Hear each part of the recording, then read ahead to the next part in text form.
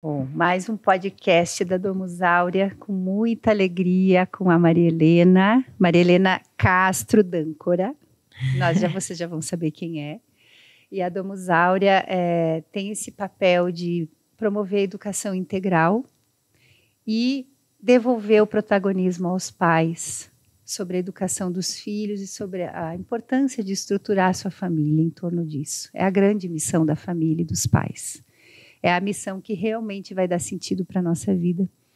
E então, esse podcast é para mais um presente que vocês vão ganhar, porque a Maria Helena é super formada, formada em educação física, psicomotricidade, especialista em psicomotricidade, que é com isso que tu trabalha no dia a dia, né? Isso. Principalmente. Logoterapeuta, fez a especialização em logoterapia, Viktor Frankl, que já é poderia ser esse o tema, mas não é esse o tema hoje. E ela é corredora, corre e prepara atletas para a corrida. E escreveu o livro A Corrida e a Busca do Sentido, onde ela traz depoimentos e a experiência que ela teve com pessoas, inclusive, em recuperação de câncer. Exato. Que se recuperaram com a corrida, o que para nós é um impacto, né? Porque a gente imagina um doente na cama, paradinho, e ela, né, defendeu e provou que o melhor é exatamente o contrário. Então, Maria Helena, eu queria que tu completasse a tua apresentação, que é muito boa, muito vasta, e aí depois a gente vai entrar no tema. O tema hoje é o papel do esporte na formação integral, especialmente dos jovens, porque ainda dependem dos pais para terem essa visão mais madura sobre esse período que vai chegando próximo a vestibular, às vezes entra numa universidade muito exigente e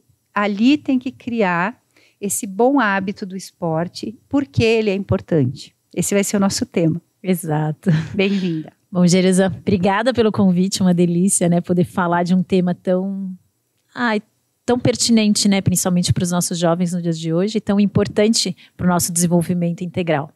Assim, eu me formei em educação física, na verdade eu me formei primeiro em bacharelado em esporte, eu tive uma vivência muito grande de todos os esportes, tudo que você perguntar, sim, nós tivemos, né. A gente tinha uma matéria na faculdade que chamava modalidades alternativas, e essas modalidades, a gente passava por tudo. Passava por golfe, nado sincronizado, saltos ornamentais. Então, a gente teve uma base de todos os esportes, né? Eu, como ex-atleta, né, eu fui atleta de ginástica olímpica, depois eu fiz aeróbica de competição, depois fiz trampolim acrobático, então sempre, depois corrida. Então, sempre esportes. Esporte na minha vida foi sempre um parceiro muito grande. Mas e depois que eu fiz bacharelado em esporte, eu fiz licenciatura em educação física, para ter toda essa parte da licenciatura. E depois fui fazer especialização em psicomotricidade. E a psicomotricidade entrou na minha vida numa época onde eu olhava as crianças e falava: o que está acontecendo com as crianças? Elas não sabem correr, não sabem saltar direito, não sabem rolar. E eu achava aquilo tudo muito estranho. E aí eu comecei a procurar um pouco e acabei na psicomotricidade. E a psicomotricidade me abriu um leque de trabalho totalmente diferente, né? E aí, ao longo dos anos de atuação, eu comecei a perceber que eu tinha uma formação muito motora, mas que muitas vezes eu me deparava com questões psicológicas que vinham. Então, situações familiares que eram totalmente ali, você olhava as crianças e falava, isso tem algo a mais. Então, eu comecei a procurar algo que pudesse me ajudar também nesse trabalho. Foi aí que eu caí na logoterapia, e aí para mim fez total sentido. Então, nessa busca do sentido, eu encontrei literalmente o sentido dessa caminhada, dessa busca, né? E aí, na época, quando eu fiz logoterapia, eu já corria bastante, eu gosto muito de correr. E aí fui descobrindo esse verdadeiro sentido do esporte, né? E o quanto as pessoas realmente precisam encontrar um sentido na prática esportiva para que isso também complete essa atividade. Não basta eu ir lá só porque eu tenho que ir. É muito mais que isso, né? Eu preciso encontrar. Então, o trabalho que eu faço hoje é justamente fazer com que as pessoas que me procuram encontrem, acima de tudo, um sentido na prática dessa modalidade esportiva. Então eu falo que minha maior alegria é quando chega uma pessoa que diz: não gosto de correr, não sei correr, não posso correr. E eu falo: sim, você pode correr e você pode gostar de correr. Né? E quando essa pessoa põe sozinha um tênis no pé e sai correndo. Nossa. Aí para mim eu falo que eu conquistei já não precisa mais de mim, pode correr sozinha porque personal tá cheio por aí. E não é isso que eu quero, eu não quero ser a personal, eu quero que a pessoa encontre um sentido verdadeiro nessa atividade esportiva. E isso é algo que falta muito nos jovens, né? E nas próprias famílias de entenderem o sentido real que existe por trás disso, né? Eu recomendo muito o teu livro, ele é maravilhoso.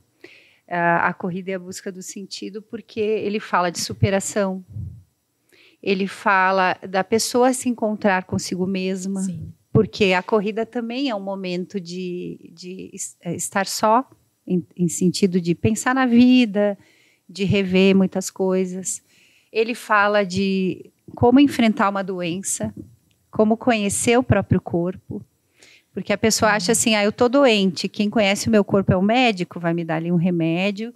E é uma coisa que vem de fora para dentro. Você sabe que você falando isso de Jerusalém, é assim, eu gosto de contar essa história porque ela é a base desse livro, né? O livro, na verdade, veio da minha defesa de tese da logoterapia. E quando eu fui fazer a defesa de tese, eu não tinha pensado nisso. Eu tinha pensado em juntar o tripé da minha formação profissional, que era onde eu pretendia trabalhar, né? Que era a psicomotricidade, a educação física e a logoterapia. E me barraram. Realmente, o meu orientador na época falou, não, essa não é você. E eu falava, como assim? Essa não sou eu? E aí tinha uma característica interessante, porque como eu sou muito ativa, imagina fazer uma especialização onde eu tinha que ficar 3 dias, o dia inteiro sentada numa cadeira, sexta, sábado e domingo. Então o que eu fazia? Eu corria antes. Então eu corria, acordava um pouco mais cedo, ia correr uns 10 quilômetros, sei lá, tomava banho e ia pro curso. Então eu sempre chegava de cabelo molhado e atrasada no curso. Então virou piada no curso. Imagina, 2 anos, virou piada. E aí me chamavam de corredora. Ah, a corredora chegou. E aí ele falava, o meu orientador perguntou, qual é a sua essência aqui no curso? E aí ele foi fazendo eu perceber também que a minha essência ali era a corredora, né? Vamos dizer assim, a pessoa que encontrava um sentido nessa corrida. E aí eu comecei a desenvolver o trabalho em cima disso. Mas chegou uma hora que eu falei, não tem como continuar, porque o trabalho era todo de revisão de literatura. E a literatura específica da corrida não tem muita coisa sobre essa questão do sentido, do lado psicológico, não, é tudo muito técnico. Então, na época, um amigo me emprestou um livro que era dessa grossura, técnico, totalmente técnico, e eu li o livro e dormia, porque era muito chato o livro, inclusive. E foi que eu comecei a escrever o livro, e chegou uma hora que eu falei, não dá mais. E aí marquei uma reunião com o orientador, falei, eu vou ter que mudar o tema, porque realmente... Então, fui falar com o orientador. Marcamos um café, sentamos, ele, olha, antes de você começar a falar, eu preciso te pedir desculpas. Fiz algo que eu não poderia ter feito, ainda mais como seu orientador. Mas existe todo um motivo por trás de eu ter feito isso. Aí eu, nossa, uau. E aí ele falou, eu passei o primeiro capítulo do seu trabalho para o meu irmão ler. Mas eu te explico, o meu irmão está com câncer. Nossa. E ele corria. E eu acreditei muito que ele lendo pelo menos a primeira parte do seu trabalho, ele já se motivaria a lutar pelo câncer para poder voltar a correr. E aquilo para mim me pegou totalmente desprevenida. Porque eu tinha ido lá para desistir. Nossa. E aí eu engoli aquilo e falei, não, imagina, não tem problema nenhum. Fica tranquilo, né? Ele, então tá bom. Então, por que você pediu essa... Aí eu, como eu continuo? Mudei a frase, né? Eu falei, olha, eu tô com uma dificuldade de continuar por onde eu vou. Mas no coração, por dentro, falando, Deus, por que você me pôs isso? Porque foi um momento ali para mim muito forte. E eu acho que foi uma das primeiras vezes que eu entendi que quando você põe Deus acima de qualquer coisa e fala, Deus, tá nas suas mãos. Porque aquele dia eu saí de lá e disse, Deus, se é isso que você quer, me dê os caminhos. Porque eu não sei por onde ir e eu tenho que entregar esse trabalho. E aí foi muito bonito o caminho, né? Que se deu até. Foi muito bonito. E aí, no dia da defesa da tese, a gente tinha que fazer defesa, e eu tinha uma experiência muito negativa dessa defesa de tese, porque quando eu fiz a psicomotricidade, eu estava grávida de 8 meses, e a banca, assim, foi muito cruel, porque eu levei a psicomotricidade para um lado fora do consultório. E, no geral, a banca estava muito dividida, mas a banca não gostou, uma pessoa específica não gostou. Então, assim, nossa, mas... Foi muito árdua. E eu estava grávida. Então, assim, imagina toda uma sensibilidade. Grávida não, ganhando. E a psicomotricidade, que trabalha com toda essa estrutura também corporal e emocional. E aquilo me desestruturou totalmente. Então, eu falava, gente, isso não é psicomotricidade para mim. Então, eu fui muito nervosa também para a defesa da logoterapia.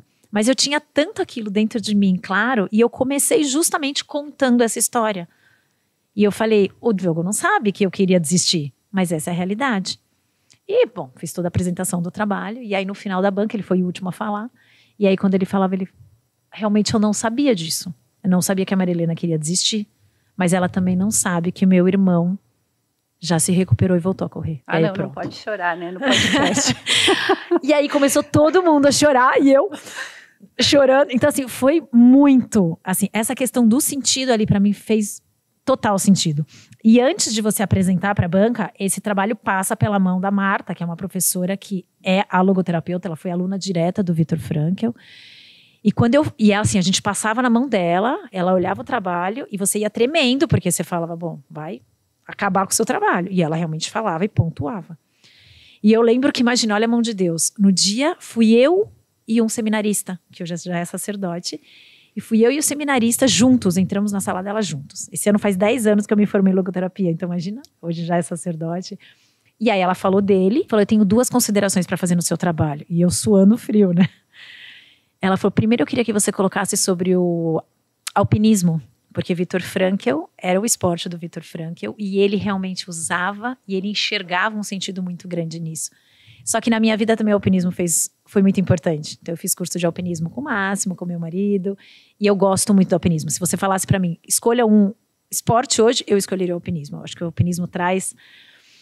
E eu falei, não, tá, claro. E a segunda coisa, eu queria que você transformasse em livro. E eu comecei a rir. Tá. E por 2 anos eu passava na frente dessa mulher e ela falava, e o livro? E o livro? E o livro? E aí, bom, acabou que... Só que o livro também tem uma trajetória muito importante, né? Então, assim, durante a execução toda do livro, a minha amiga, que ficou do meu lado o tempo todo e que me ajudou a fazer o livro, porque trabalhava nessa área, teve câncer. Nossa, outra. E aí, quando ela descobriu que estava com câncer, era um câncer muito raro, então tinha um tratamento específico para fazer. Ela me disse, eu disse para ela, eu vou estar com você todos os dias que você estiver no hospital. Eu vou te visitar e pelo menos 1 hora por dia a gente vai ter para conversar. Independente de como você estiver, eu vou estar com você. E foi o que eu fiz. Então, ela tinha 4 ciclos de quimioterapia. Nos 4 ciclos eu estive com ela todos os dias. E depois, infelizmente, um dos quimioterápicos afetou muito o coração. E quando ela já tinha sido curada do câncer, aí o coração não aguentou e ela veio a falecer. E no finalzinho do tratamento do câncer dela, a gente já tinha escolhido a editora, já estava tudo pronto o livro, só faltava imprimir. A gente descobriu que a editora tinha falido. E aí eu falei, bom, ela morreu, eu fiquei sem o livro, sem a amiga, sem saber o que fazer, totalmente perdida. E aí, mais uma vez, eu vi a providência divina. Porque ela me deixou uma amiga, que era muito amiga dela, que falou, não, eu vou te apresentar para uma pessoa. E me apresentou para o dono de uma editora que se comoveu com a história e, não, vamos fazer o livro acontecer. E aí o livro ficou pronto e aconteceu. E aí tudo marcado, lançamento marcado, tudo prontinho. Entrou a pandemia. Não tem lançamento. E aí eu falei, Deus, não é possível? O que você quer de mim, né? E aí fizemos o lançamento, assim, por videochamada, nem videochamada, que era... Sim, online. Online, por Instagram, essas coisas todas. E nada, foi muito bonito, tinha muita gente online realmente no dia, me surpreendeu. Mas não era eu. Eu olhava e falava, gente, isso não sou eu, não tem a minha cara. E aí o ano passado, assim... 2 amigos ficaram em cima de mim e falaram, não, Marilena, faz.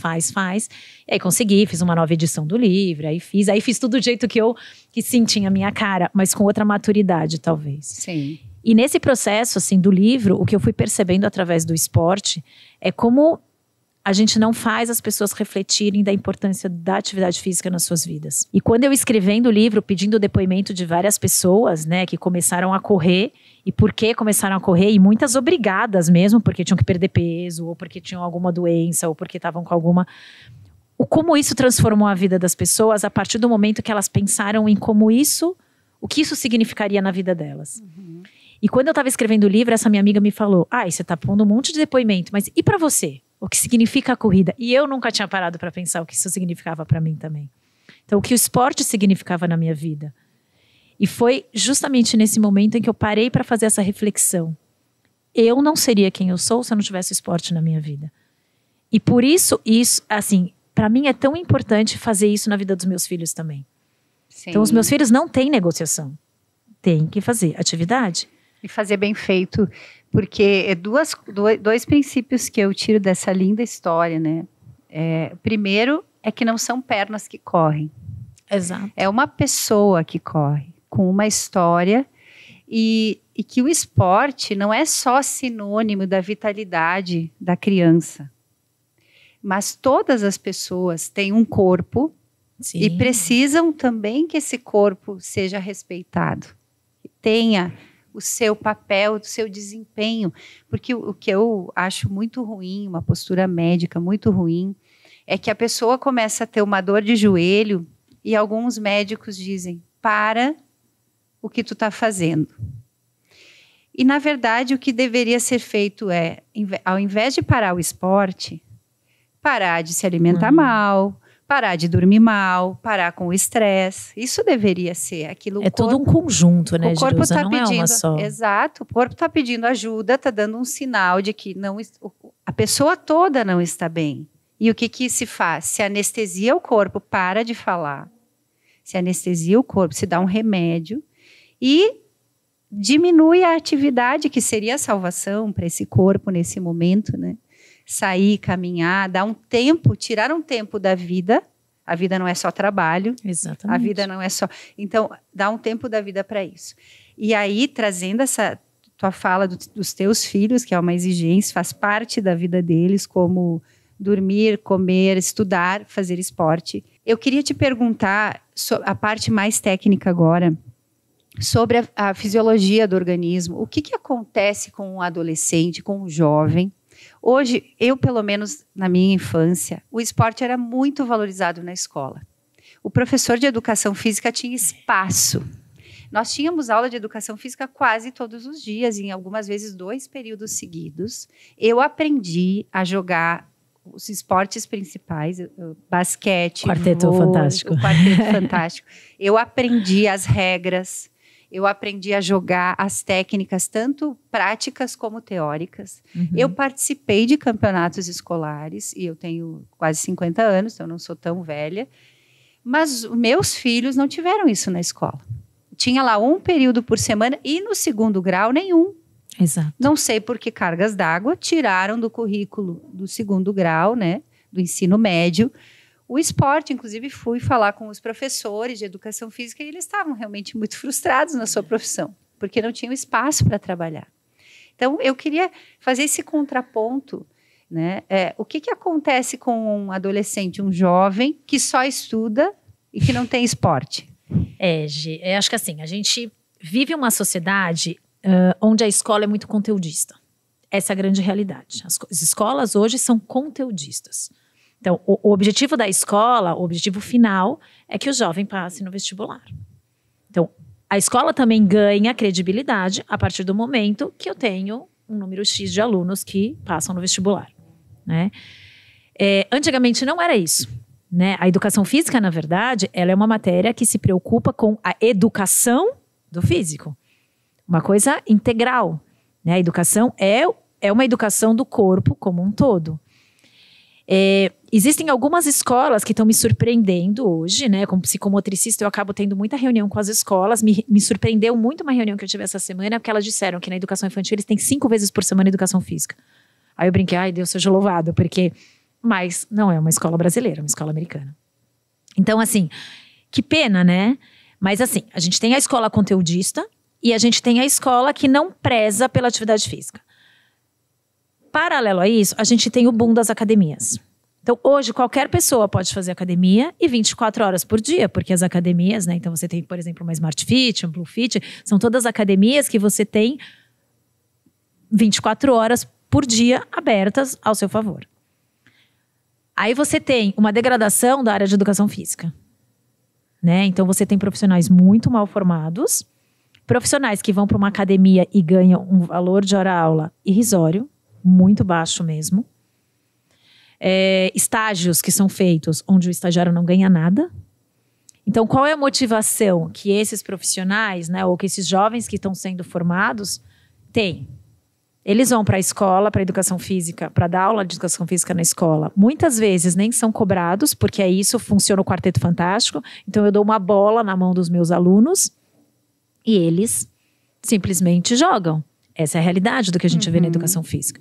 Então eu acho que assim, é uma degradação de todos os lados. Então, você tem uma degradação da área de educação física, você tem uma degradação das escolas, no sentido de que o que importa é só o conteúdo e o pedagógico.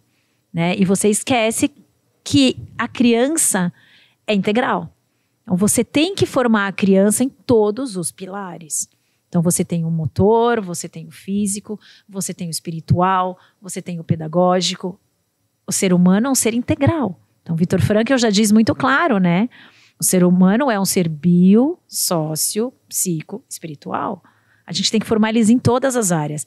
E, infelizmente, tem sim esse vácuo, esse buraco na formação motora total, né? Então eu vejo como psicomotricista crianças que falam, não é possível, o que essa criança fez? Não, mas ele joga bola, ele joga não sei o quê. Sim, eles têm agendas de pequenos executivos, essa é a realidade.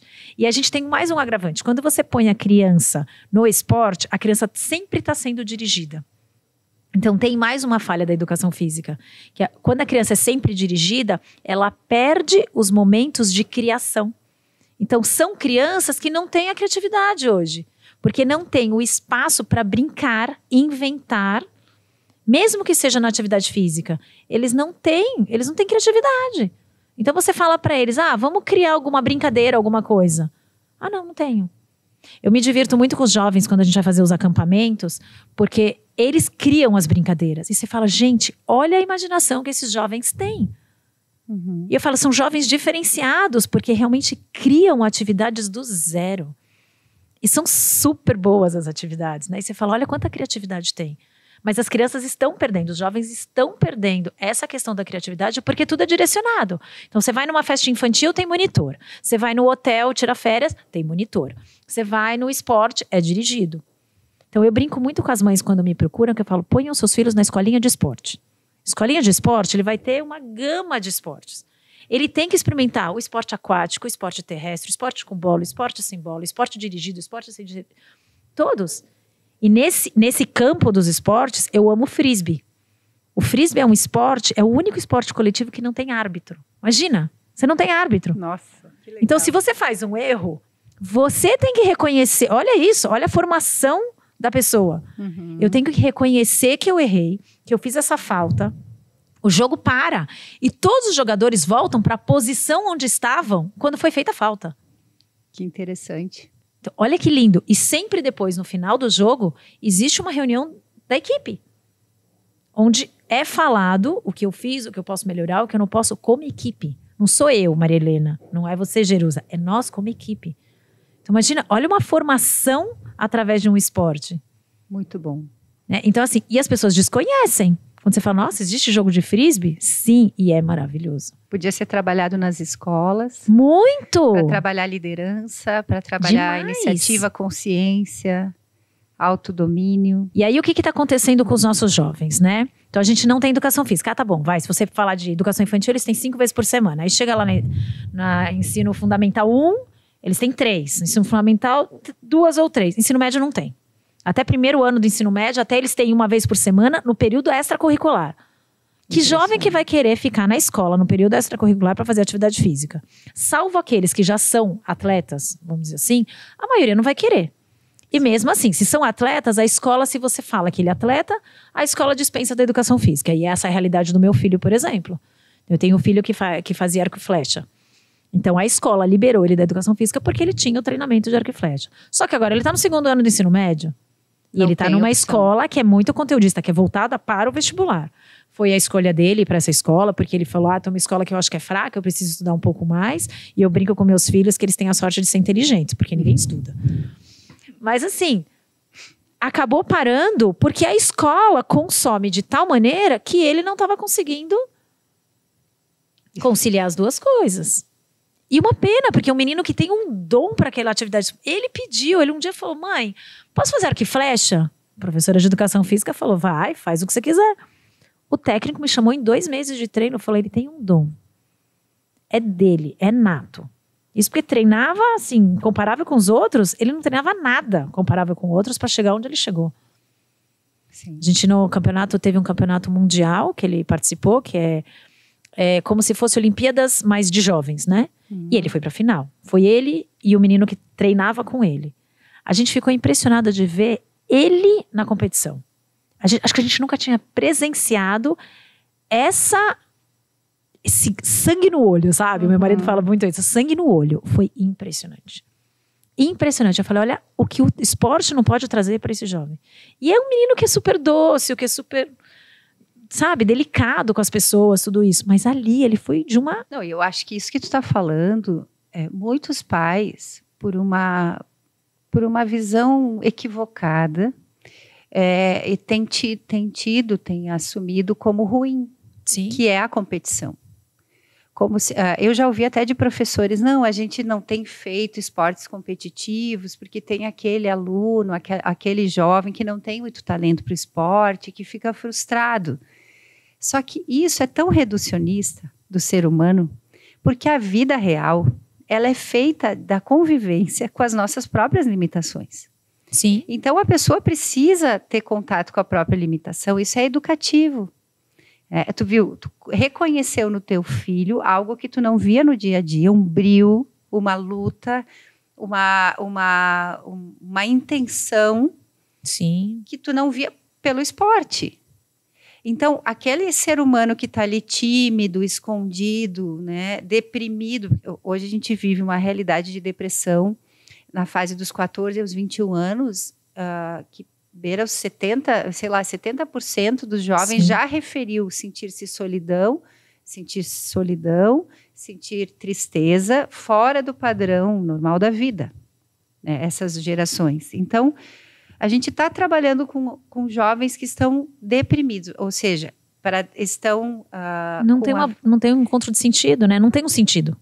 E não tem sentido e não tem força para enfrentar Exato. a própria vida, as coisas mais naturais do dia a dia, se encolhem, ficam abalados porque tem uma prova, porque tem alguém na família doente, ou porque alguma coisa saiu um pouquinho do prumo. Essa questão da competitividade é algo muito importante, Jerusa, porque assim, o que acontece no esporte especificamente? O ideal é que a criança não comece a competir tão cedo. E a gente tem um problema. Uma vez eu perguntei para uma professora de natação por que o Brasil não tinha atletas de natação Porque se você for ver, a gente não tem atletas.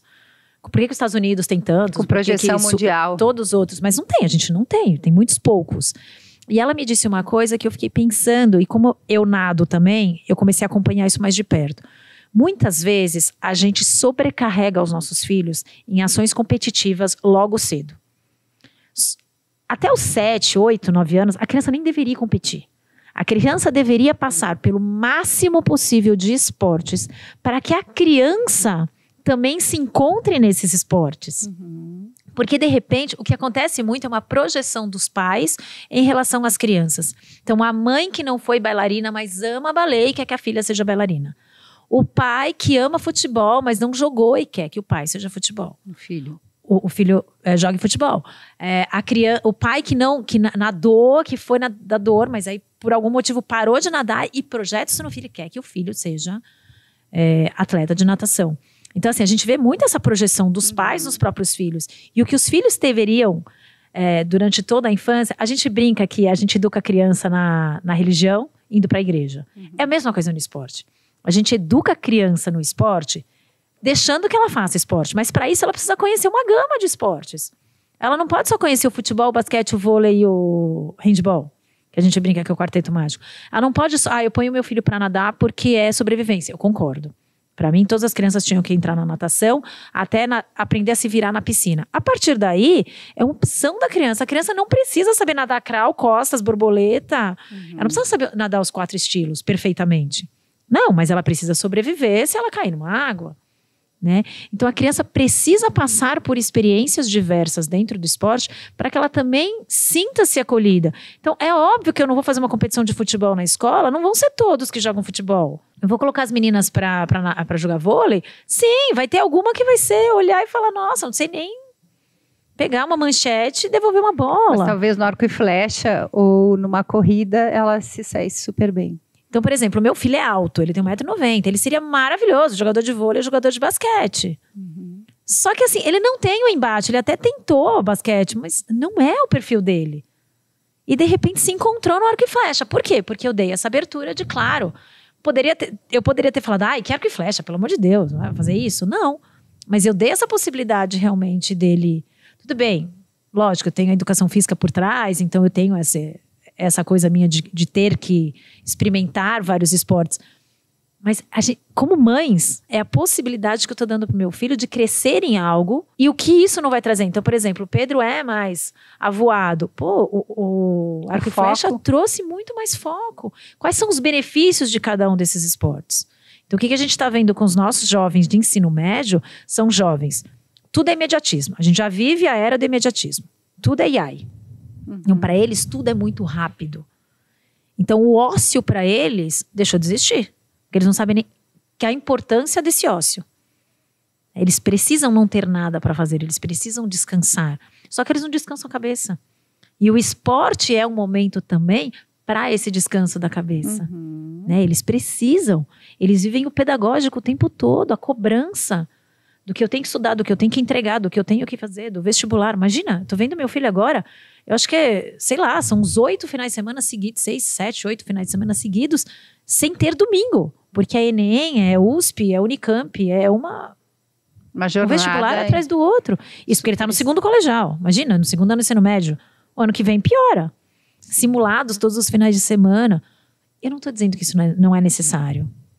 Pode ser que sim, que seja necessário, sim. Mas como é que a gente pode compensar isso? Né? Então, a importância de que sim, tem que fazer. E aí eu tenho muitas mães que me perguntam, como é que a gente faz? Negocia. A gente negocia tanta coisa com os filhos, por que a gente não vai negociar o esporte? Então, negocia. Na minha casa não é negociável, então os meninos não podem, não querem ir pra academia, não vão. Ok, aqui tá o treino, vocês têm que fazer. Pelo menos 3 vezes por semana vocês vão fazer o treino e fazem. Pode sair correr, pode fazer um esporte que goste. Tem que conciliar algo nesse período. Só que isso é uma construção desde a infância. Vai criando o gosto pela exposição, como tu falaste. Mas mesmo assim, sim, é uma construção e é obrigatoriedade nossa como mãe. Construir ali isso desde... Né, andar de bicicleta. Eu vejo crianças hoje com 10 anos que não sabem pedalar uma bicicleta. Gente, corda. Como que os pais se conformaram com isso? Eu não consigo entender. Assim, eu tenho uma assessoria esportiva, né? E às vezes vem mães me pedir se eu tenho algum professor que pode ensinar a criança a andar de bicicleta. Misericórdia. Eu falo pra mim que a minha maior tortura é pagar meus professores para que eles ensinem uma criança a andar de bicicleta. Isso é dever de pai e mãe. Não tem como. Caramba. Eu não consigo entender que eu tenho que pagar um professor para andar de patins. Tudo bem, se você quer manobras do patins, ok. Mas, gente, para ensinar a andar de patins, bota a criança em cima do patins e ensina a criança. Eu não preciso saber andar de patins. Caminha do lado dela, né?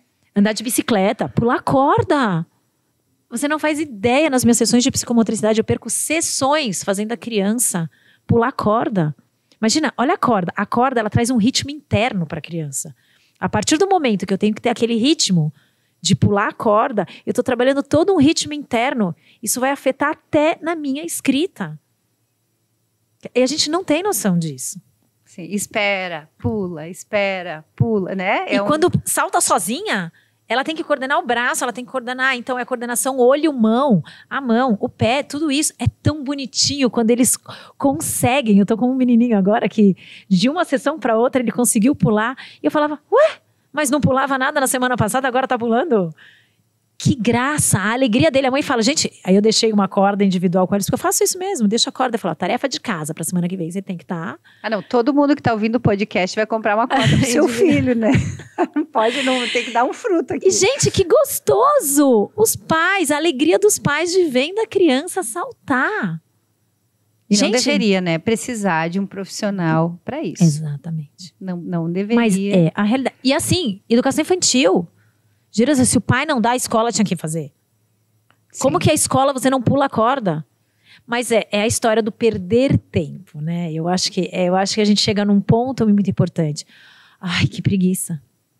Né? Uhum. Eu tenho que ensinar. Sim, eu tenho que ensinar. Eu sou mãe. Eu sou pai. Meu marido fala, mas é inconcebível pra mim, ele não se conforma, né? Que eu falo que às vezes eu preciso de um professor pra ensinar a andar de bicicleta. Eu tenho observado até nos bebês um atraso no engatinhar e no ficar sentado e um atraso no caminhar. A geração aérea, né? Os meus filhos caminharam com 10 meses. O Tobias caminhou com 6, né? Porque ele nasceu, eu fiquei esperando parto normal e não veio. Ele nasceu muito forte, um bebê forte, e eu sempre colocava ele de bruços. Ele gatinhou com 4 meses e caminhou com 6 meses e 15 dias. O que eu não recomendo. Tô brincando. É que dá bastante trabalho. Acabou minha paz. Tem um bebê caminhando por aí com 7 meses, sem noção. Mas a gente vai ensinando. E eu que tive 5 filhos, o primeiro a gente, né, apanha um pouco mais, mas depois vai embora. Agora, eu vejo um atraso, crianças de 1 ano e 3 meses que ainda não caminham. Então, essa geração aérea que fica só no carrinho, só no colo, só no berço, ninguém bota de bruços, não segura o pescoço. Ele chora. Quando eu boto de bruços, ele chora. Sabe que quando eu tive meu primeiro filho, eu fui muito assim criticada, porque eu cheguei na maternidade, eu botei ele no bercinho dele e eu no meu quarto. Ele nunca dormiu no meu quarto. Mas é que pra mim era óbvio, ele tem que acostumar com o quartinho dele. E eu nunca tive problema com os meus filhos estando no quarto deles. Dormiu a noite toda? Nunca dormiu. Lógico, uma vez ficou doente, foi pra minha cama. Sim, isso aconteceu, lógico que sim. Uhum. Mas assim, eu brincava que tinha uma época que eles eram malandros, porque tinha pesadelo pra minha cama, aquela coisa toda. Mas assim, a gente sempre respeitou o quartinho dele. Ali é o lugar dele, ele tem que ter o cantinho dele. Então, amamentava no quartinho dele. Não era essa pessoa que saía amamentando por aí, entendeu? Não, ele tinha eu respeitava o cantinho e o soninho dele, o lugarzinho dele, tudo isso. Então, desde pequenininho, acostumou com o quarto deles. Então, eles gostam, eles são jovens que gostam do quarto deles. Porque isso foi criado desde pequeno. Mas a grande questão é uma autoproteção, uma superproteção e a política do menos trabalho. A verdade é essa. Sim, do descartável. Do descartável. É até na hora de se alimentar, né? Tudo que tá empacotado, que eu só abro e como, é preferencial. Aquilo que tem que ser feito. E é tão educativo o preparar o alimento. Sim. Imagina que educativo para os pais se eles olhassem assim o esporte. Olha, qual vai ser o programa de família? Ao invés do programa de família ser cada um no seu celular ou sentados no sofá para alguma coisa, vamos caminhar no parque. Vamos subir uma montanhazinha, vamos fazer um passeio de bicicleta. Seria muito bom. Né? Dentro de cada situação e possibilidade. Aquela história, nem sempre é possível fazer tudo isso, mas eu falo, gente, parque tem em qualquer lugar. Tem parque. Que vá passear 1 hora no parque. Em vez de sair de carro, sai caminhando. Exatamente. É uma questão de intenção. Porque quando tem intenção, a gente encontra saída. Mesmo quem mora em apartamento e tudo, consegue. Então, na verdade, eu acho que você estava falando muito da depressão, né? Durante a pandemia, eu tive um caso de uma aluna muito, assim, que para mim marcou muito. Porque durante a pandemia foi um desafio muito grande para quem era da área de educação física. Porque como é que você vai fazer as pessoas praticarem atividade? Então, eu dava muita aula online. Eu cheguei a ficar com contratura na panturrilha de tanta aula. Porque quando você está dando aula online, de educação física ou de qualquer outra, você tem que fazer junto. Como é que você vai motivar os seus alunos a fazer isso? E aí, as minhas alunas, eu tive alunas que começaram a fazer atividade física durante a pandemia. Porque não saíam de casa e aí estava fácil ali online e uma começava a motivar a outra. Então, as minhas turmas ficaram muito cheias. E aí, as mães começaram a pedir para dar para os filhos. E um dia, num grupo, desses grupos de dicas e sei lá, uma mãe falou, eu tô com minha filha, ela tá começando a entrar em depressão. Aí a menina estava na fase de 3º ano do ensino médio, queria prestar medicina, tudo isso. E aí, me encaminharam para ela. E aí, eu chamei essa mãe no particular e comecei a conversar com ela. E falei das aulas, porque aí começou um movimento de mães quererem que os filhos participassem dessas aulas online. E para mim foi um desafio, eu acho que foi um dos maiores desafios que eu tive, foi fazer com que jovens fizessem atividade física com a câmera aberta durante a pandemia. Nossa Senhora, parabéns. Então chegou uma época que eu tinha assim um aluno em Portugal, um aluno, não sei, assim, tava espalhado. E essa menina começou a participar. Então, no começo, foi muito bonito de ver o movimento. Que no começo, todo mundo de câmera fechada. Só que eu comecei a tentar fazer os meus filhos, os meus sobrinhos, porque a gente ia pra praia, às vezes ficava 10, 15 dias na praia, os meus sobrinhos também estavam lá. Então, a gente começou a fazer uma interação. Então, eu botava todos os meus sobrinhos e meus filhos para fazerem ginástica junto. E aí, essa menina, eu tinha uma sobrinha que estava também, tinha começado a fazer, acho que ela estava na medicina, acho que ela já estava no 1º ano, alguma coisa assim. E aí foi muito legal, porque aí começou essa troca. E aí depois a mãe relatava que se elas estivessem fora de casa, essa menina falava, vamos mãe, que eu preciso que eu tenha aula de ginástica, era 2 vezes por semana. Essa menina não faltava em nenhum. Então, essa mãe falava para mim, eu não tenho como agradecer. Eu falava, não, mas foi um incentivo seu, imagina, você também deu essa abertura. E logo que deu a primeira abertura, assim, de poder sair de novo, algumas mães falaram, vamos para a praça? E aí eu fui com um grupo grande, eu continuei as aulas online, para quem não podia, e teve um grupo. E foi a época onde eu tinha mais jovem fazendo aula. E era uma turma muito grande. Na praça. E era muito gostoso na praça. E eu liberava a máscara de todo mundo. Eu falava, vai, não, aqui na tá fazendo praça exercício. não precisa. Tá fazendo exercício físico, quem quiser tirar a máscara pode tirar. Mesmo porque eu tenho várias assim, restrições em hoje relação já se tem. E aí, um dos momentos mais bonitos que eu vi foi um dia que acabou a aula, 2 jovens sentaram no chão para conversar. Sem celular, sem nada. Sentaram no chão. E os outros jovens começaram a sentar em volta. Então, quando eu vi, eles estavam num círculo enorme, dando risada, conversando. E uma mãe mandou mensagem, Marilena, tô aqui, esperando, já acabou por aí? Aí eu tirei a foto e falei, eu não tenho coragem de mandar seu filho embora. E essa mãe começou a chorar.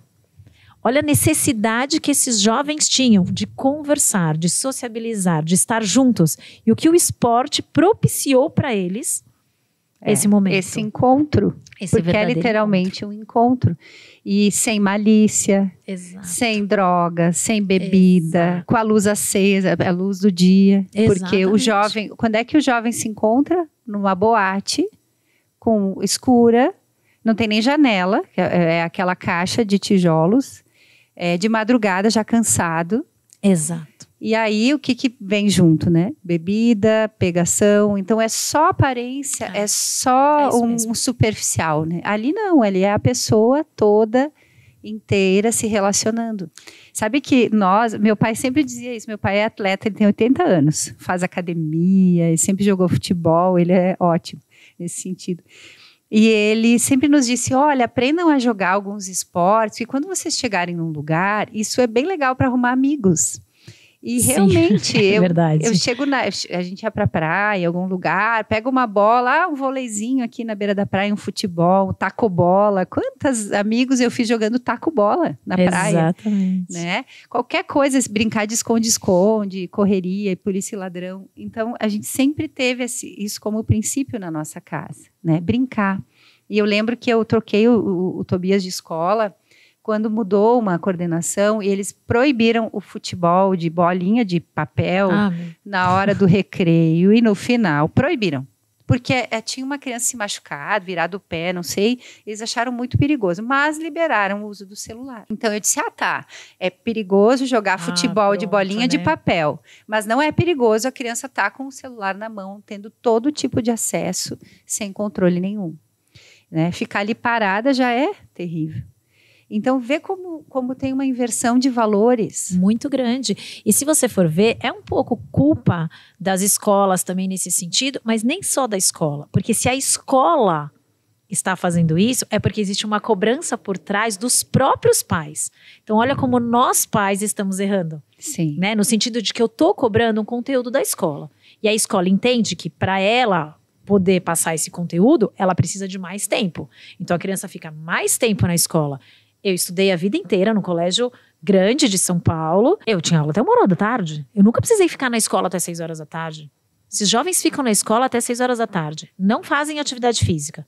Vão se tornando cada vez mais fracos. Né? E fracos em todos os sentidos. Inclusive atencional. Então, a atenção já não é a mesma. Então, imagina quando você falava, né, de tudo fisiologicamente, o que esses jovens passam. Então, eles não praticam atividade de esporte. Então, a condição aeróbica diminui. A força diminui. A concentração diminui. Eles precisam, adrenalina, são hormônios. Aí você pega jovens que estão na fase dos hormônios, onde os hormônios estão lá, em cima.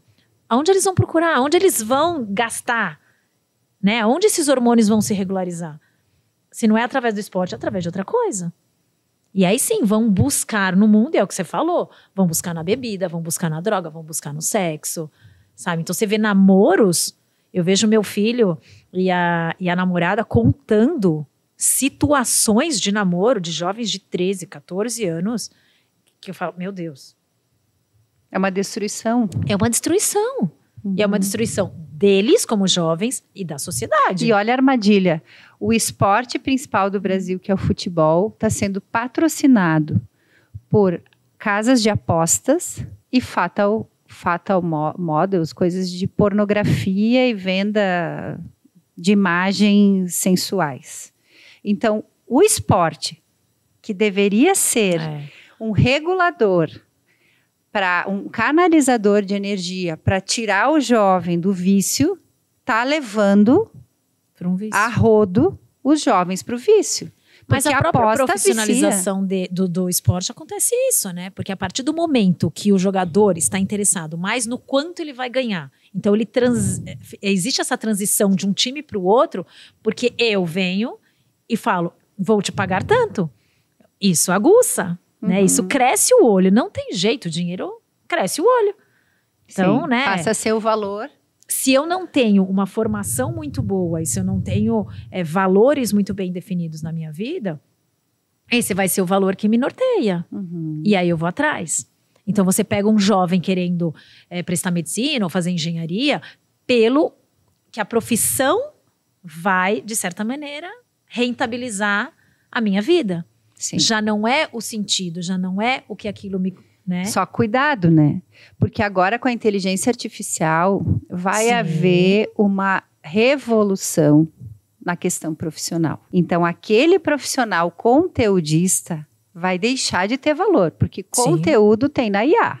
Pois é. Não precisa mais aquela pessoa que tem 1000 coisas na cabeça, mas que não internalizou nada, que não aprofundou nada e que na prática não domina. É como, por exemplo, eu falo, né? O profissional da educação física tem que ter uma mão boa. Tem que ter na prática aquela habilidade. Tem que ser alguém que praticou o esporte também na prática. Tem que ter o conhecimento físico. Exato. Pelo menos a experiência. Pode não ter o dom. Pode não conseguir fazer a cesta como alguém que nunca estudou fez. Mas ele tem que saber o movimento como Ele tem que entender quais são as dificuldades. Então, ele não pode ser teórico. Não, e como eu vou passar algo que eu não amo, né? Exato. Então, assim, se eu não amo correr, como é que eu vou ensinar você a correr? Se eu não amo esporte, se eu não sei o que aquilo pode me trazer, como é que eu vou transmitir isso para você? E a pessoa que não se desenvolve no campo físico, no campo espiritual, só fica com conteúdos, entrando só, memorizando conteúdos vai ser um profissional sem lugar no mercado. Porque agora, a partir de agora, tem um marco. A pessoa não vai mais ter lugar no mercado de trabalho se ela não for um ser humano que se relaciona, que tem maturidade, que sabe se dominar, que não é ansioso, que não vive de dopamina. Não vai conseguir. Exatamente. Porque a máquina vai substituir. Porque mesmo o esporte, ele acaba muitas vezes substituindo essa adrenalina, né? Então você pega esses esportes de alto risco, né? Por exemplo, bungee jump, sei lá, essas coisas que eu vou lá, eu pulo de paraquedas, nossa, a adrenalina vai a 1000. Daqui a 24 horas a adrenalina já acabou. E aí eu quero mais. E o gosto ali não é pelo desenvolvimento de uma habilidade, mas é pelo risco que eu corro. Exatamente. Quanto mais arriscado, mais legal. E isso não amadurece ninguém. É um salto no escuro. Exato. Não dá autoconhecimento, autodomínio, não ensina a viver em equipe. A questão da disciplina, né? Porque assim, para eu acordar cedo, colocar um tênis no pé, ir para uma academia, ou ir correr, ou ir nadar, seja o que for. Outro dia eu brincava, uma amiga falava assim, te admiro.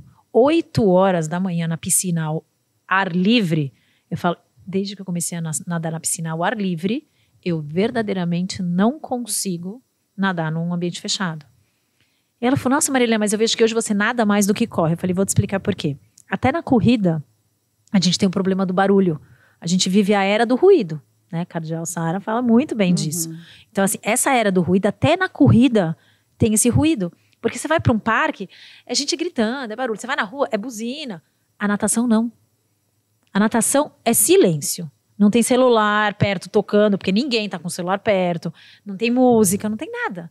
Então, a natação tem sido para mim, nessa busca do silêncio, um momento super importante. Mas olha só, é o momento que eu vivo e é algo que eu busco, é um sentido que eu encontrei ali na natação também. E quantas pessoas não encontram o sentido numa corrida, num jogar, Veja que é muito interessante que tu tenha começado tua formação estudando todos os tipos de esporte. Como é limitada a nossa visão do esporte. E aí tu olha para... Toda pessoa pode praticar um esporte. Não tem ninguém que seja excluído disso. Nem a pessoa com vocação intelectual, que passa horas lendo livros e tudo, está excluída de movimentar o seu corpo. E eu abri possibilidades na vida, né, Jerusa? Porque quando eu me formei em educação física, quando eu prestei educação física, na verdade, o bacharelado em esporte, a gente tinha um teste prático para entrar. Eu fiz na USP e eu tinha um teste prático. E um deles era 100 metros medley. Eu não nadava. Imagina, nem acabei a prova. Imagina, não sabia nem nadar borboleta. Imagina, pôr num teste prático E depois eu ficava pensando, eu falava, gente, eles estão certíssimos. É que eu fui muito bem nas outras, e aí acabei entrando super bem colocada, inclusive. Hoje, o nado que eu mais gosto é o borboleta. Conseguiu e aprender. Eu sempre falava, odeio nadar, não vou nadar. Só que quando eu fiquei grávida pela primeira vez, eu tinha consciência de que a natação era fundamental naquele processo. E eu nadei até a véspera, nadei até sexta-feira e nasceu no domingo. Sim, porque o neném está em ambiente né, de água. Não, você tem outra. A gravidez, ela se desenvolve de outra maneira. Ah, tá bom, eu não gosto de nadar, tá bom. Mas tem tantas outras atividades que eu posso fazer na gravidez, né? O meu mais novo literalmente quase nasceu dentro da piscina. Olha que bem. Eu tava nadando, saí de lá, fui pro consultório e a médica falou, onde você tava com esse cabelo molhado? Nadando. Ah, tá, porque você tá com 8 dedos de dilatação. Isso era 5 horas da tarde, ele nasceu 3 horas da manhã. Então ela brincava, mais um pouco de peito na piscina, você tinha... Era ali mesmo que ele tinha nascido. Sim. Que lindo! Uma gravidez tranquila, um parto tranquilo. Ah, você tem sorte. Sim, não é a realidade de todo mundo, não é. Mas o esporte é importante. Mas é uma prioridade também. E eu abri isso. Eu não gostava de nadar. Eu aprendi a gostar. Hoje eu amo nadar. Mas eu aprendi a gostar. Sim. E é isso que a gente tem que fazer com os nossos jovens. Eles têm que aprender a gostar de algo. Tem que enfrentar aquele início que é difícil. Não é possível que existem tantas atividades físicas e você não goste de nada. É impossível. Eu falo para alunos que chegam para mim, eu não posso correr, porque eu tenho problema no joelho, por exemplo. Eu não posso correr. Lógico que pode. O ser humano nasceu para correr. Ou lá atrás, como que ele caçava? Não tinha problema de joelho para caçar. Ou você acha que eles não tinham problema de joelho também? Tinham. Mas a realidade é isso. É que a modernidade hoje, eu tenho carro, eu faço tudo de carro, eu não ando, eu não preciso. Não, e come super mal, dorme pouco. Exatamente. Inflama o corpo de tudo que é forma. E ainda bota um anti-inflamatório, que é um veneno, por cima, né? Era medicamentosa, né? Exato. Então, esse olhar para os nossos jovens... eu gosto muito daquele filme do Felipe Neri, São Felipe Neri, que tem uma passagem muito legal que ele pergunta para um carreirista lá, que estava com planos de crescer na carreira. E ele diz, tá, tu vai passar nessa prova. E depois? Depois que eu passar nessa prova, eu vou, sei lá, fazer uma pós-graduação. E depois? Eu vou fazer mestrado. E depois? E ele fica perguntando, e depois? E a pessoa chega uma hora que, sei lá, ele já era quase papa, né? Já estava no topo. E não tinha um depois, não tinha um sentido para tudo aquilo. Fazer tanta coisa, como aquele pescador, né, que estava na beira da praia, e aí chega a pessoa e diz, por que tu não... monta uma empresa, começa a vender os peixes e bota pescadores pescarem para ti e faz um transporte, entrega importação e exportação de peixes e tal. E aí ele disse, tá, e depois que eu fizer tudo isso, tu vai ganhar muito dinheiro. E depois que eu ganhar muito dinheiro, tu vai poder pescar à vontade, mas eu já pesco à vontade. Tudo Exato. Isso para pescar. Pra quê, né? Eu já estou pescando, né? Então, não que a gente tenha que ser sem ambição, não é isso. Mas eu acho que a forma como as pessoas estão dimensionando a própria vida é cheia de vazio. É o que é o sucesso, né? O que é o sucesso, né? Outro dia, um jovem me perguntou, a gente estava falando sobre santidade, e ele me perguntou, mas o que é ser santa? Aí eu falei, é amar. O que é o sucesso? É fazer aquilo com amor, com dedicação. Então, assim, eu olho, se você me perguntasse, Maria Helena, a gente vê muitas pessoas falando, se eu fosse fazer minha vida profissional de novo, eu teria feito de outra maneira. Eu olho e falo, eu não teria feito. Eu acho que eu teria feito exatamente igual.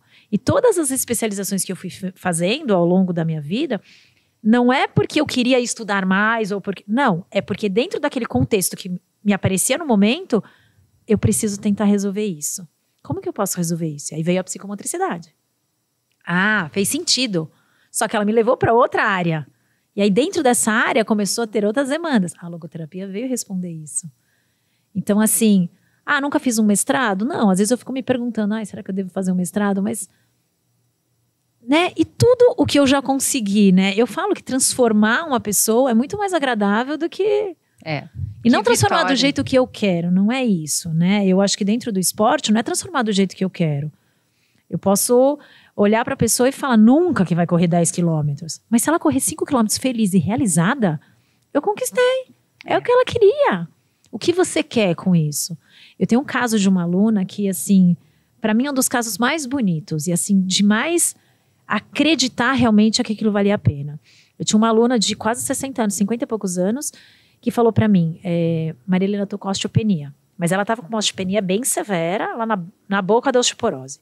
Só que ela tinha uma reação ao cálcio, então ela não podia repor o cálcio.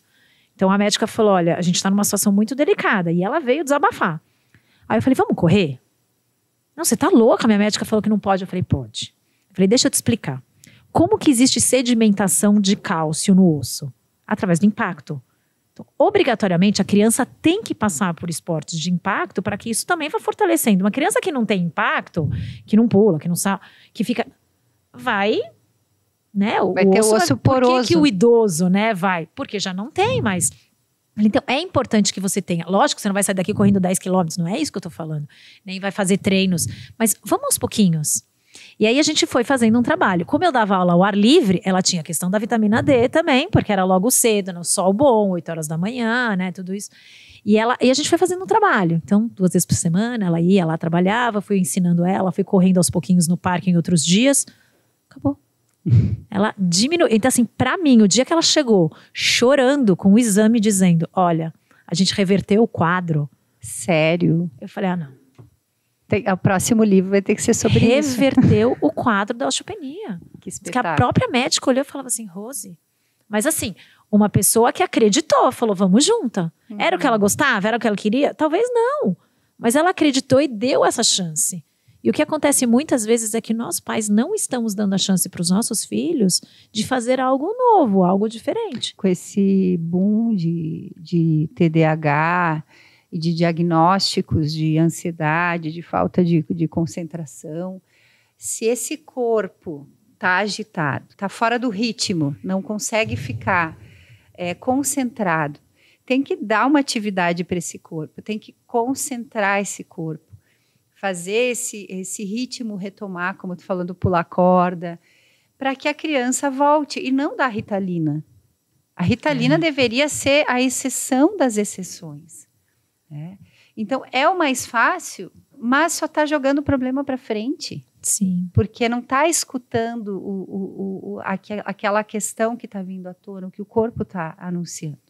E o jovem que está no ritmo de pré-vestibular, no turno contrário da escola, estudando manhã e tarde, fazendo simulado e provas no final de semana, ele vai ter um rendimento menor numa prova do que se ele estivesse fazendo um exercício físico que vai dar para ele esse bem-estar físico e mental. Não tem jeito. Quando você vai numa escola e a escola traz, não, mas ele é muito irrequieto, ele fica... o foco atencional dele é de 10, 15 minutos. E você tem alguma coisa que a gente possa falar? Eu tenho. Tira o menino. A hora que você vê que o foco atencional dele diminuiu, tira essa criança e dá 2 voltas na escola com ele. Manda ele correr daqui até lá, dá uns pulinhos. Eu te asseguro que o foco atencional dele volta. Nos Estados Unidos, eu tenho uma amiga que mora em San Diego. Na escola dos filhos dela, todos os dias de manhã, quando as crianças chegam na escola, eles correm 12 minutos. Todas as crianças vão para a pista de corrida e correm 12 minutos. Não interessa se eu corri 1 quilômetro, 600 metros, 100 metros, 5 quilômetros. Correndo. Caminhando, não interessa. Correndo, como eles têm que correr 12 minutos. Por quê? Imagina o que a corrida não faz. O cérebro já está ali meio lento porque acabou de correr. Eu oxigeno todo o cérebro, eu abro, a criança rende. E detalhe, as primeiras aulas são as mais difíceis. Matemática é a aula que deveria vir logo no começo. Abril, ótimo, matemática. Né? Porque o resto acaba sendo decoreba em muitas coisas. É a realidade. Sim. Mas aquelas que você precisa pensar, eu preciso estar com o cérebro oxigenado para poder fazer isso. Gente, é neurológico, não tem como. Sim. Então, quando ela me contou isso, eu falei, gente... E aí, uma vez por semestre, eles fazem uma atividade de quem corre mais em 12 minutos. Porque aí a criançada começa a levar aquilo, não só como... Sim. Mas como uma coisa que, nossa, eu consigo me vencer. Então, nesta provinha, eu fiz X em 12 minutos, na outra eu fiz 12 minutos. Tanto é que, quando eu entrei na faculdade, um dos testes que a gente fazia era dos 12 minutos. Olha só. Quanto a gente consegue correr em 12 minutos? Que é 12 minutos não é nada. É médio, não né? É nada. Todo mundo consegue. 20 minutos. Se você tirar 20 a 30 minutos por dia para fazer uma atividade. Ah, mas eu não sei qual. Procura um professor de educação física. Um bom profissional de educação física vai te dar um treininho para você fazer em 30 minutos. Ah, eu não tenho material. Tem. Vai na internet, compra miniband, elástico, qualquer coisa dessas. Até a cadeira, o sofá servem de material. Exatamente. A vassoura. Exatamente. É só ter... E não tem jeito. Fortalecimento muscular, todo mundo, né? Mulheres, desculpa dizer, né? Mas depois dos 30, não é nem dos 40, depois dos 30 é musculação. Tem que fazer musculação funcional. Tem que fazer atividade, não tem jeito. A gente precisa disso. Sim, é estrutural, né? Então, assim... Então, recolhendo tudo isso, eu queria agradecer muito. Foi uma aula, assim, maravilhosa. E a gente tem que trabalhar no preventivo. Sim. É prevenindo, porque depois que se instaurou a depressão, depois se instaurou o vício, depois que a pessoa perdeu a esperança em si mesma. Quantos obesos a gente vê que desistiram de tentar emagrecer, desistiram de fazer. Então, eles ficam numa situação excluída, né? Excluída em todos os sentidos, que estão ali naquele sobrepeso que impede eles de muitas coisas. Eu sei porque eu como jovem, eu sempre tive uma tendência a ter mais peso, mais compulsão alimentar, eu tive que me disciplinar muito. Graças a Deus, sempre gostei de esporte. Mas quantas pessoas ficam excluídas, né? Ou estão com 40, 50 anos, deixando de fazer o que gostam. Às vezes até dançar. A pessoa gosta de dançar. Exato. E não dança, e não caminha. Então, fica com aquela vida passiva, né? Só sofrendo, sem dar um rumo de liberdade, né? Ter uma verdadeira liberdade. Então, isso para os nossos jovens seria muito saudável. Então, fica o desafio. Eu quero indicar muito, a gente vai colocar a foto, o livro da Maria Helena, A Corrida e a Busca do Sentido, que tem ali fatos concretos de pessoas que superaram situações de saúde. Eu vejo que isso é realmente uma necessidade. Tem muita gente com câncer hoje, câncer mais cedo, pessoas mais jovens, né? Acho que por causa da consequência do estilo de vida. Sim. Aumentou o número de câncer.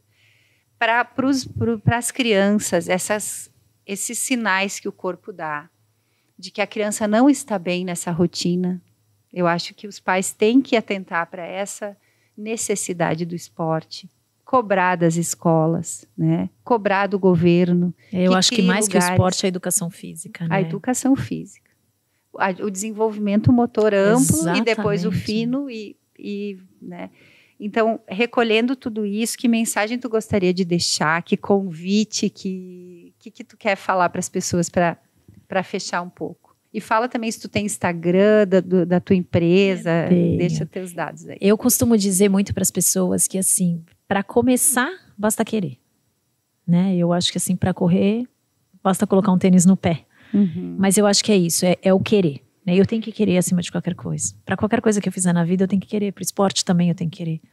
Mas eu acho que mais como olhar de mãe, né? Eu acho que é querer o bem dos nossos filhos. E querer o bem dos nossos filhos significa também incentivar, levar pela mão. E se para ele tá difícil, vamos junto. Né? Quantas vezes eu não saí para correr com meus filhos? Quantas vezes eles não foram, principalmente o mais velho, não foi comigo em prova de corrida num domingo? É isso, pode ir às vezes reclamando, mas a sementinha tá lá. Uhum. A gente tem que, é obrigação nossa, né? Plantar a sementinha. A gente não tá plantando a sementinha da educação, seja na fé, seja no cultural, seja no esporte é a mesma coisa. Ele tem que fazer parte. Eu acho que a consciência de que ele faz parte dessa estrutura de formação da pessoa. Não tem como, não tem como tirar isso da formação das pessoas, né? Todo mundo precisa. 20, 30 minutos, no mínimo. Todos os dias. Não é 1, 2 vezes por semana. Todos os dias fazer atividade física. Então, eu convido realmente a que se tenha essa reflexão, sabe? Do que... Qual é, né? Qual é exatamente o papel da atividade física e do esporte na minha vida? Eu não preciso ser atleta de ponta. Não preciso. Eu não gosto de competição. Não precisa competir. Mas eu tenho que fazer atividade física comigo. E é um dia de cada vez. É perseverança, é disciplina. É um dia de cada vez. A gente consegue, mas é um dia de cada vez. É uma caminhada, é uma corridinha, é um trotinho.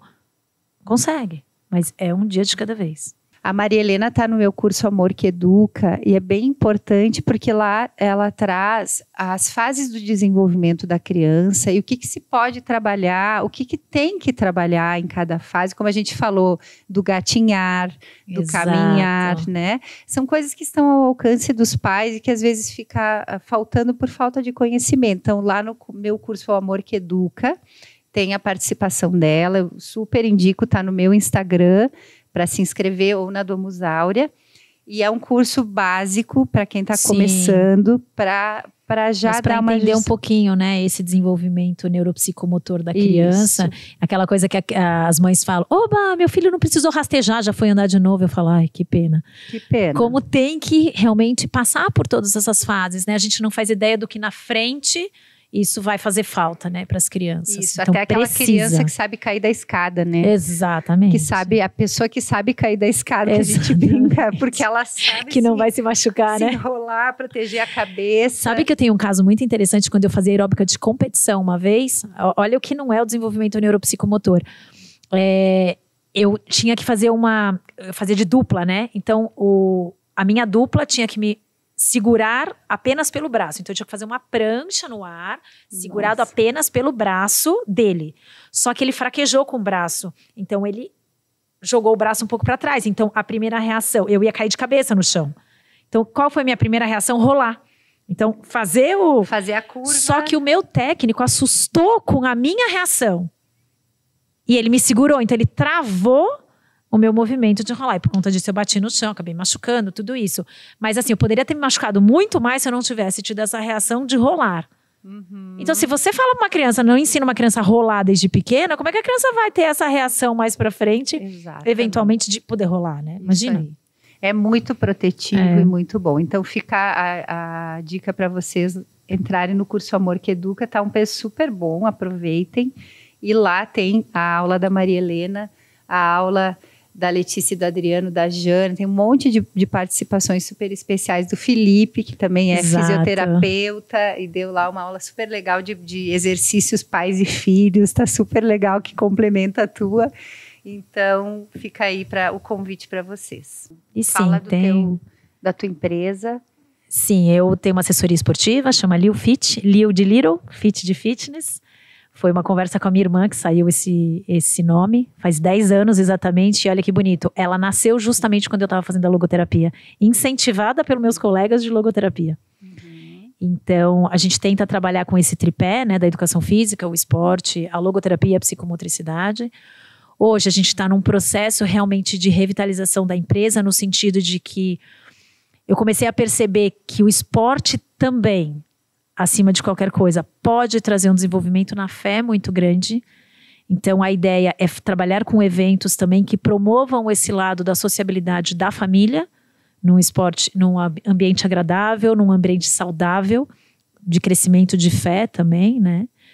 E então, a gente tem aí ido um pouquinho para o lado desses eventos esportivos também, mas sempre assim, com profissionais dentro, com professores que trabalham nessa perspectiva, né, de encontrar, de fazer com que a pessoa encontre um sentido, muito mais em termos de orientação do que aulas em si, mas de orientação das pessoas nesse caminho de atividade esportiva. Eu quero fazer, tá bom, como que a gente vai fazer? Eu estava te contando antes, né, Jerusa, que eu tô com um jovem que eu me encantei com esse jovem, mas foi muito bonitinho, porque quando ele me procurou a primeira vez para fazer um Ironman, eu tive que sentar com ele e falar, você está disposto a abrir mão das festas agora, da bebida, de tudo que vai exigir um treinamento para um Ironman para que você não se machuque, para que você faça, não como atleta, mas que você realize esse sonho e conquiste o que você quer.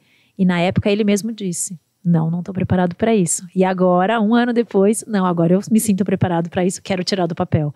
Que bonito! Quer dizer, fazer refletir primeiro. Não estou falando que está certo ou que está errado, mas é o momento? Vai ter um momento, né? Claro.